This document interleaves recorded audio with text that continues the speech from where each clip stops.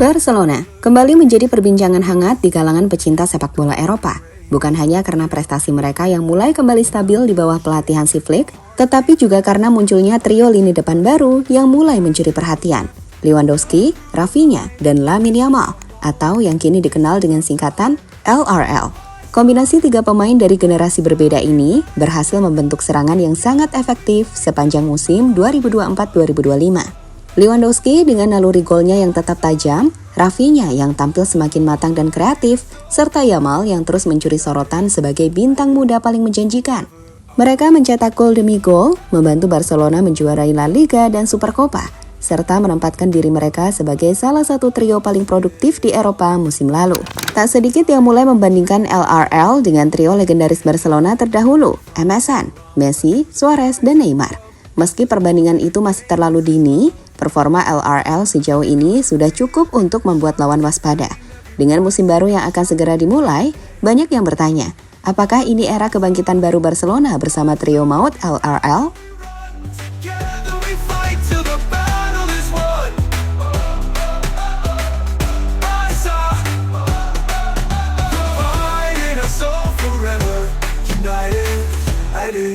Forever our goal.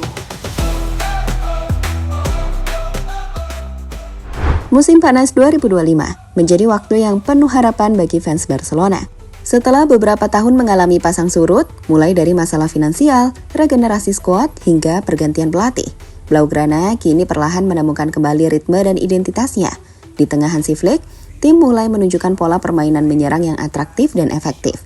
Sebuah ciri khas yang sempat menghilang sejak era keemasan di bawah Pep Guardiola dan Luis Enrique. Salah satu aspek paling mencolok dari kebangkitan ini adalah kemunculan trio penyerang yang kini dijuluki LRL, singkatan dari Lewandowski, Rafinha, dan Lamine Yamal.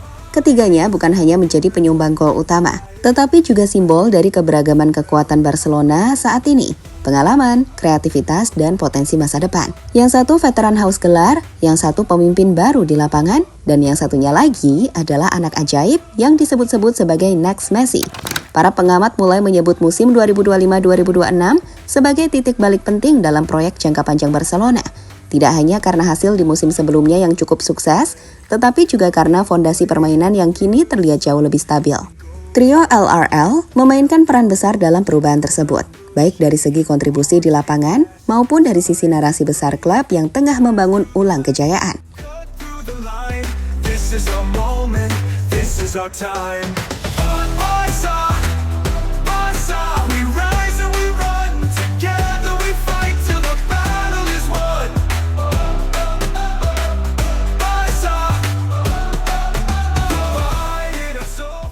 Banyak yang menilai bahwa ini adalah awal dari babak baru, sebuah transisi halus dari masa lalu yang penuh tekanan menuju era baru yang dipenuhi dengan harapan. Lewandowski memang tak muda lagi, tapi pengaruhnya di ruang ganti dan lapangan tetap vital. Di sisi lain, munculnya Yamal sebagai fenomena remaja dan Rafinha sebagai pemimpin baru di sektor sayap, membuat Barcelona terlihat jauh lebih siap menatap masa depan dibandingkan musim-musim sebelumnya yang dipenuhi ketidakpastian. Dan yang paling menarik, chemistry ketiganya justru terbentuk secara alami. Mereka tidak datang dari akademi yang sama, tidak berasal dari generasi yang berdekatan, bahkan memiliki gaya bermain yang berbeda. Namun justru dari keberagaman itu, mereka menciptakan harmoni yang mematikan di lini depan. Banyak fans dan media mulai menyebut MSN mungkin tidak tergantikan, tapi LRL bisa menulis sejarahnya sendiri.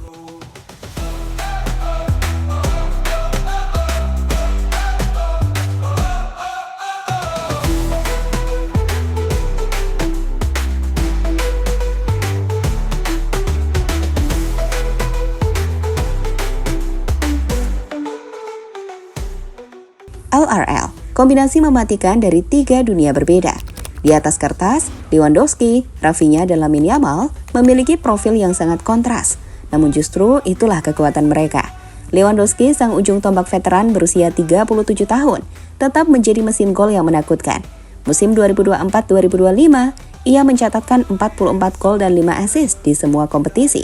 Sebuah angka luar biasa mengingat usianya. Pergerakannya memang tak secepat dulu, namun positioning, penyelesaian akhir, dan ketenangannya di kotak penalti membuatnya tetap relevan di level tertinggi. Rafinha, yang dulu sempat diragukan, kini justru berkembang menjadi jantung dari serangan Barcelona. Winger asal Brasil itu menunjukkan peran yang jauh lebih kompleks dari sekedar pemain sayap. Dengan 38 gol dan 23 assist, ia menjadi kreator utama dalam sistem Hansi Flick. Rafinha tak hanya berlari di sisi kanan, tapi juga kerap bergerak ke tengah, mengatur tempo, dan menciptakan peluang. Jika Barcelona tidak mendatangkan Nico Williams, Rafinha bahkan bisa digeser ke posisi nomor 10, peran yang sangat cocok dengan nalurinya sebagai playmaker.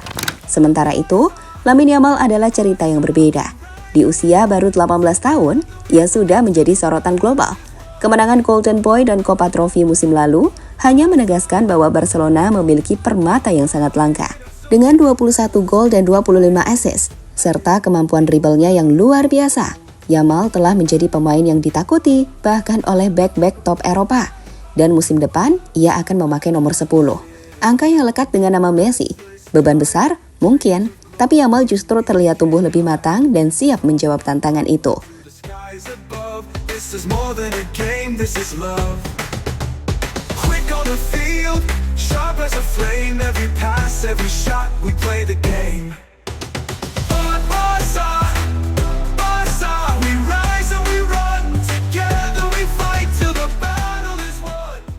Harmoni taktikal di era Flick saat statistik bicara.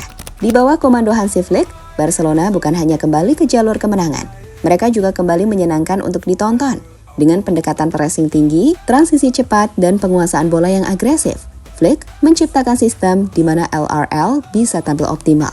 Musim lalu, Barcelona mencetak 163 gol di semua kompetisi, dan LRL menyumbang 103 gol dan 53 assist dari total itu. Lebih dari 50% kontribusi langsung terhadap seluruh gol tim. Performa mereka bahkan melampaui trio legendaris MSN dalam urusan produktivitas Eropa.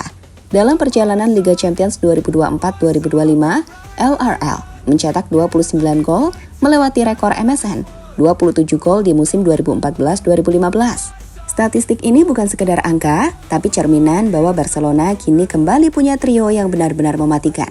Bahkan di panggung terbesar, yang membuat LRL semakin berbahaya adalah fleksibilitas posisi mereka. Lewandowski bisa menarik bek lawan keluar dan membuka ruang. Rafinha bisa beroperasi di kedua sisi sayap atau bahkan turun lebih dalam sebagai pengatur serangan. Yamal punya kebebasan penuh untuk mengeksploitasi ruang. Dengan akselerasi dan kecerdasannya, ia menjadi mimpi buruk bagi pertahanan manapun. Dan jika transfer Nico Williams jadi kenyataan, Flick berpotensi membentuk kuartet yang nyaris mustahil dijaga. Dengan kombinasi taktik modern, chemistry yang kian solid, dan ketajaman statistik, Barcelona terlihat jauh lebih siap untuk kembali menantang dominasi klub-klub elit Eropa.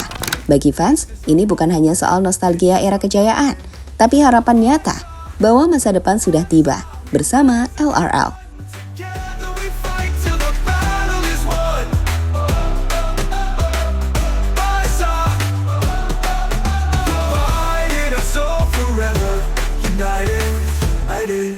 Forever our goal.